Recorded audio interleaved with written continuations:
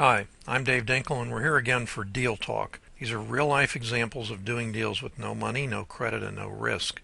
I get these questions all the time. How can you do that? Here you'll see two more examples. The first one, net profit of over $29,000. Both the A to B and B to C were done on HUD statements. The second one has a net profit of $12,000 and change, but it was done on the newer CD form that's being used for conventional buyers and now required by HUD. These are cash transactions, but some closing agents are still using the new CD instead of the old HUDs.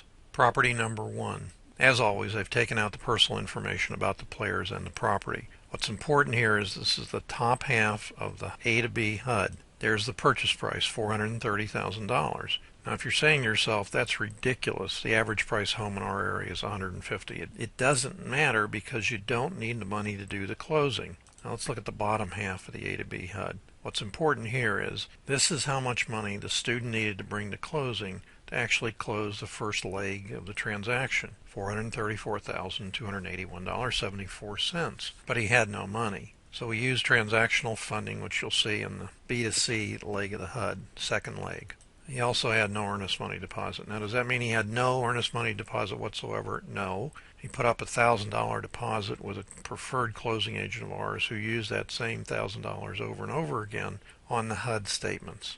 But it shows none on the HUD because why disperse it back to him and then have him send it back in? This is normal operating procedure for us. This is a short sale, and one of the ways you can tell is because of the HOFA money. This is effectively keys for cash or cash for keys. When the homeowner leaves, he gets that amount of money, despite not having paid the mortgage in this case for almost 5 years. The other way to tell that this is a short sale is right there. The seller receives no proceeds from the sale of the property. So now we're going to look at the B to C side, or second leg of the HUD. Again, the top half. End buyer paid $485,000 for the property. Now we're going to look at the bottom half of the B to C HUD to see what the important numbers are there also.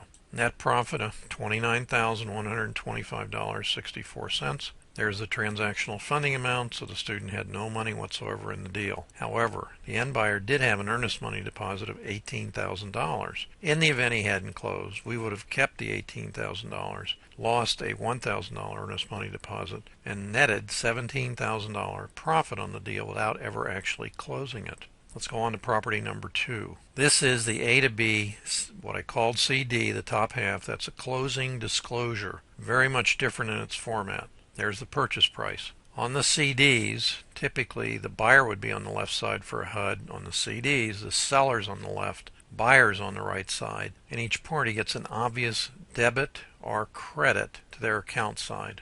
Purchase price $40,000. So in the second transaction, student paid $40,000 for the property itself. This is the bottom half of the A to B CD. There's the transactional funding that was needed to close, $40,842.84. Again, the student didn't have any money, so we put this up. Okay, now we're going to the second leg of the transaction. This is the B to C side, or the investor selling to the end buyer.